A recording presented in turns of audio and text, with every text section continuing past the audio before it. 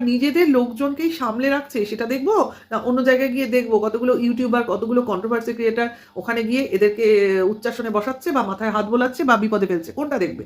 তো মানুষ তো বোকা নয়, মানুষ তো বোঝে যে কে কি বলতে চাইছে, কে কি দেখাতে চাইছে, আর কে মানে কাজকে ভালোবাসে, কে কন্ট্রোভার্সি ভালোবাসে। এটা কিন্তু মানুষের কাছে আজকে পরিষ্কার যে কোন চ্যানেলে গেলে আমরা কাজ, একটা প্রচেষ্টা দেখতে পাবো, আর কোন চ্যানেলে গেলে শুধুই খোঁচা মারা, শুধুই কন্ট্রোভার্সি, শুধুই পরনিন্দা পরচর্চা দেখতে পাবো।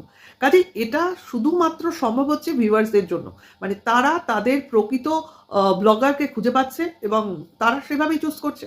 হ্যাঁ, ভিউজ কম সব চ্যানেলে, কিন্তু তার মধ্যেও একটা পার্সেন্টেজ তো থাকবে। তো সেই পার্সেন্টেজটা কিন্তু কিছু কিছু ব্লগার বহন করে নিয়ে চলেছে, যেমন ম্যান্ডি, যেমন টিনা। দেখবে দুজনের মোটামুটি এখন ভিউজ সেম টু সেম যাচ্ছে, কারণ এখন তো জানোই বাংলাদেশের কি পরিস্থিতি, তো সেই কারণে আমাদের ভিউজ অনেকটাই ডাউন।